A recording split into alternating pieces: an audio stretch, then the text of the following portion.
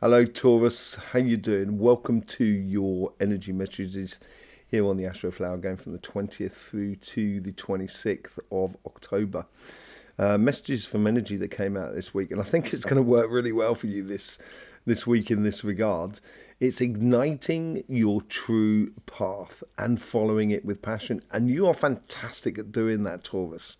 If any sign is got the attributes to do that, you certainly do. Just don't get carried away, because there's we're going into this a little bit later on, but we're also talking about the elements of earth, fire and water, the combinations between the three there. And let's just have a pull up your Astroflower here and have a good look at it, your Astroflower. So you do have this fire and earth sort of combinations on this side, and fire and water on the combinations from here. I think fundamentally you know what you've got to do, or you know how to engage with the world around you, networking, socializing, and so forth. Yeah, it's all playing to your tune really at the moment here, Taurus.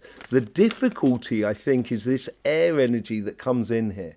This is where mentally it may be a little bit challenging for you, that you've got to play around a bit with in the here and now in regards to how you interact with your future on your financial side within your inner desires, but also how you interact socially around you, in regards to relationships and so forth, and how that is developing your future. Okay, so that's where the eek comes into it a little bit. Let's just see what's going on with the general energies for you. There's a lot of passion going on there. There's a lot of fire that wants to come to the surface, and that could be that cardinal fire that comes in from Aries that's just your neighbor there. A really good sort of energy. You've got a determination that you haven't seen for a long time, maybe. Maybe for a good 2 or 3 months, and all of a sudden things are really starting to kick in for you in a really good way, in a very productive way. We're moving into Scorpio season. That could well be it, because as we move into Scorpio season, your energies are really pushing it. So that could well be what's going on there. Yeah, there is victory to be had. There's a real determination, a real passionate victory to be had. You know it. You can feel it inside you, certainly on your financial side, on that side there. I think you recognize the victory that can be yours. And this is where things can start playing to your tune. If you keep that victory in mind when you're dealing with your financial side, it's going to be absolutely fantastic.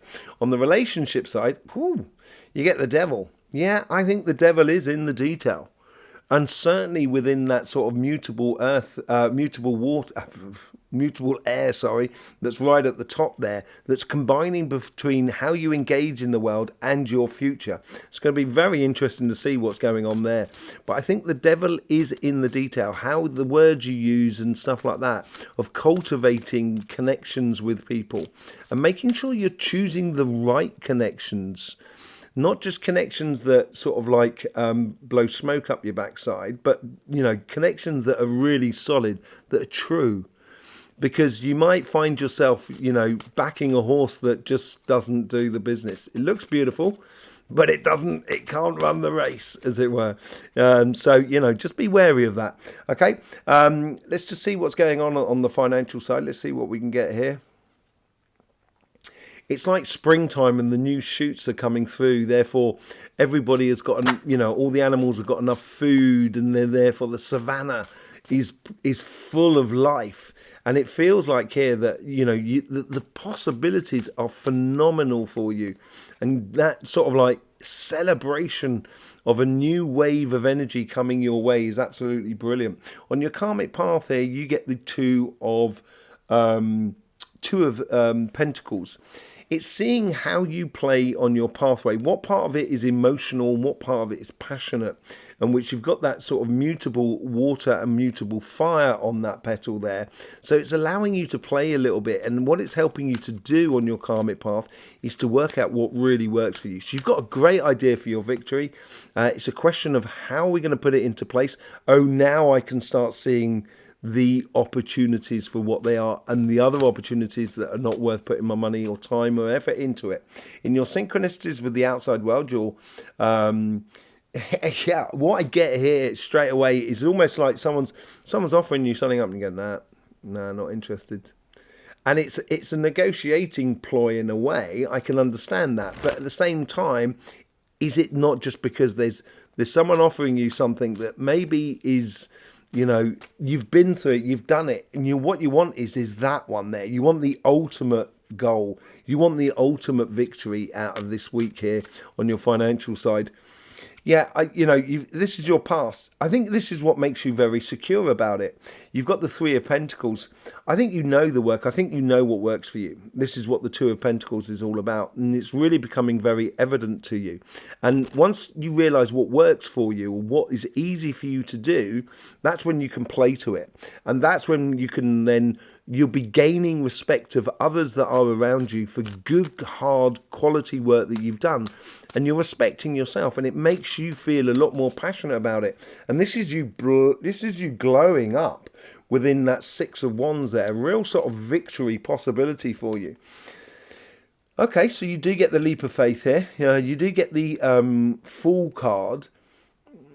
The leap of faith, the faith is within yourself, believing in yourself and believing in this victory. That's where that mutable air comes into play there. So, and I think this is also a fact that you've got to realize what works for you, what you feel comfortable in doing and putting out there in the world.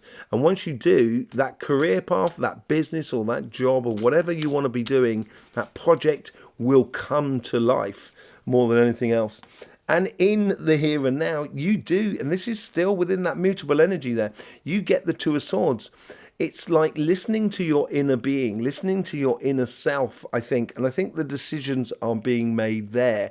As I said, I think there's a lot more going on your karmic path, on your lower petals here, really deep inside you.